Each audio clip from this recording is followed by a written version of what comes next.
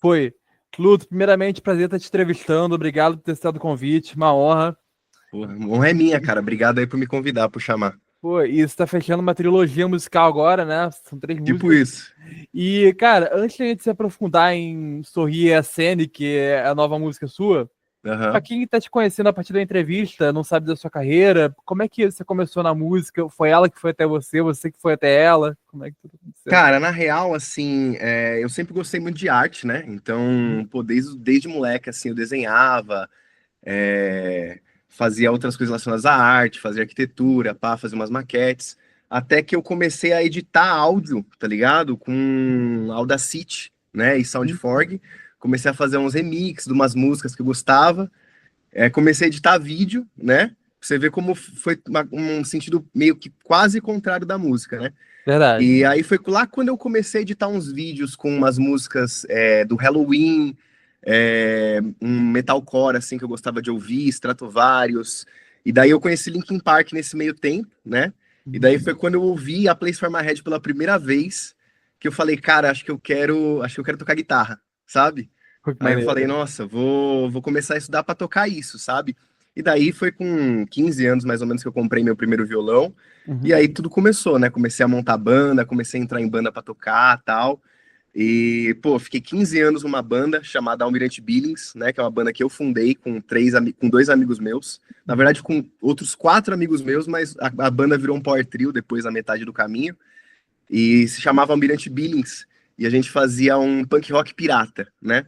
Era muito legal, assim. Então eu fiquei com essa banda até a pandemia, mais ou menos. Uhum.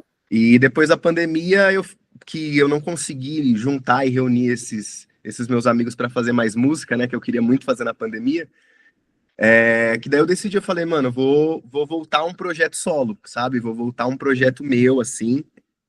E aí comecei a desenvolver o luto lá na pandemia, estudando mesmo, estudando produção musical. Aprendi a tocar teclado, né? Que eu não sabia tocar teclado, eu já sabia tocar vários instrumentos, mas teclado não. Aprendi a fazer beat, né? Então virei meio que beat maker. Maneiro. E comecei a estudar várias coisas assim, até que fui desenvolvendo a ponto de falar, "Bom, beleza, agora eu tô seguro para fazer música do jeito que eu queria, né? Uhum. Misturar música eletrônica com sintetizador com rock que eu já fazia, né? Já fazia um punk rock pesado. E aí nasceu o Luto, foi assim, foi meio que assim. Isso é uma coisa interessante, né? Porque a banda, a gente acaba tomando decisão em conjunto, só que é uma facilidade de não ter que tomar conta de tudo, mas também é aquela liberdade de trabalhar pra gente mesmo, né? É, Você sente tem, saudade de trabalhar em banda ou não? O que que você cara, acha? muita saudade, muita saudade. Eu tô louco para começar a fazer uns feats, né? Tem bandas e artistas que eu conheço assim que a gente já tá conversando e movimentando as coisas para fazer um feat, né? Porque eu tô morrendo de vontade de criar com gente, Entendi. sabe? Com mais pessoas. Porque é o que você falou, a liberdade de criar sozinho é incrível, né? Eu tomo minhas decisões e tal, e graças a Deus eu sou muito autocrítico com o meu trabalho, então eu vou e volto diversas vezes, né? E tenho muito carinho pelo Sim. produto mesmo. Até pelo tempo que eu fiquei com banda, o Paulo Filho, que é um cara que me ajuda até hoje, que ele era baterista da banda, e hoje ele faz as minhas masters, né? Ele é um cara tão perfeccionista quanto eu, né?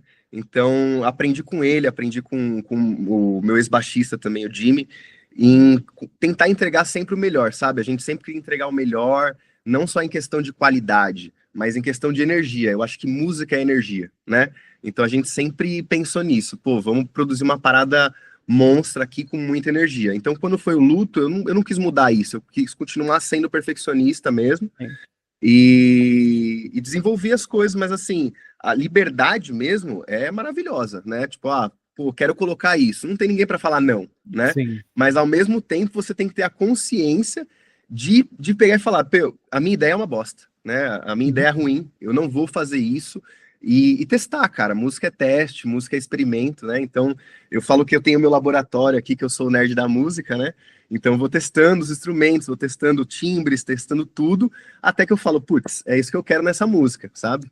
Porque o problema é que você falou, né? Você se mal acostumar você mesmo, né? Esse que é o problema. Exatamente. E é fácil, né? Uhum. E assim, algumas pessoas elas criticam de uma maneira muito fácil.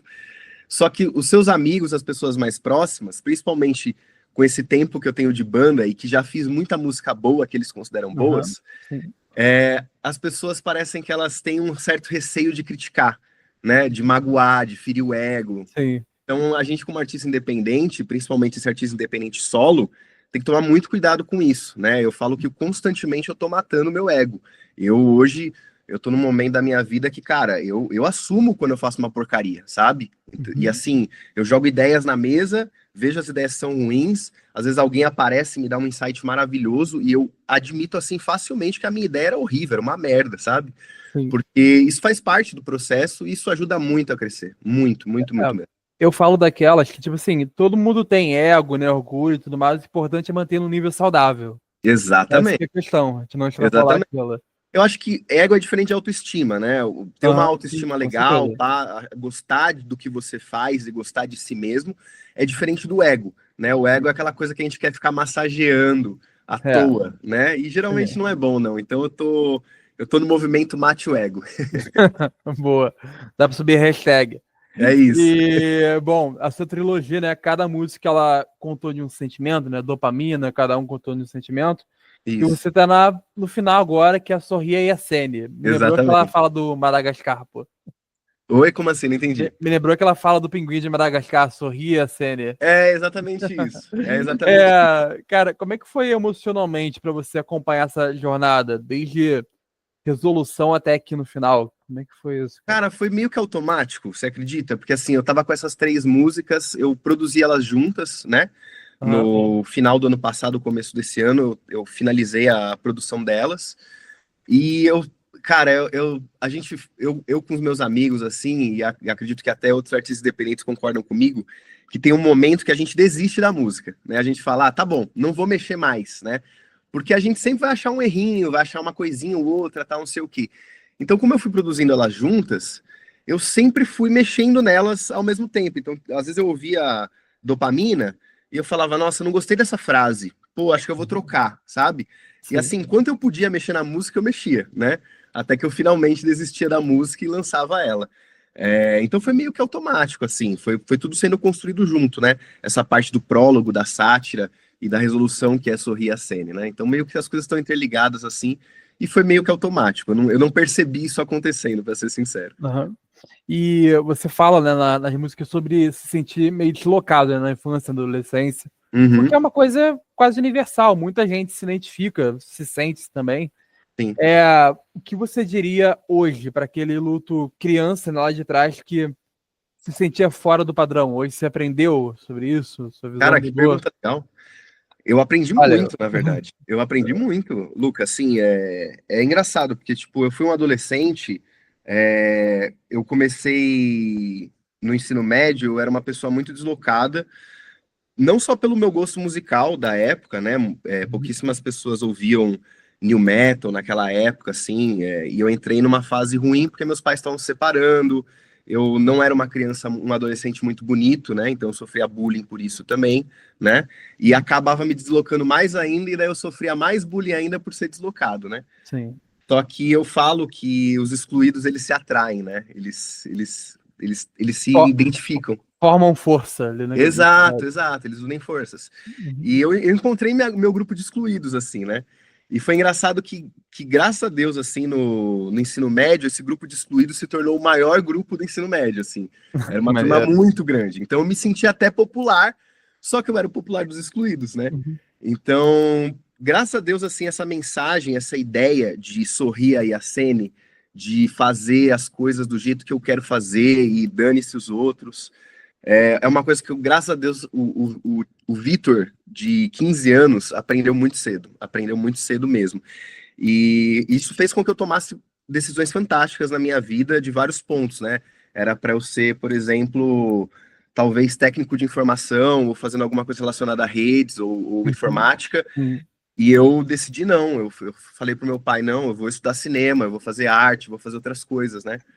E fui fazer outras coisas. Então, assim, eu tava sempre sorrindo e acenando, sabe? Legal. Os padrões todos. Então, eu acho que é meio que isso.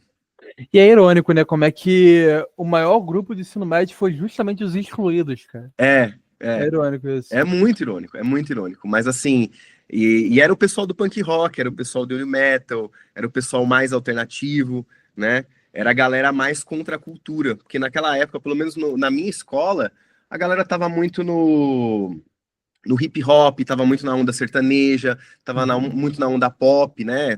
Tocava Britney Spears na época, tocava várias outras coisas. Então o rock, ele tava na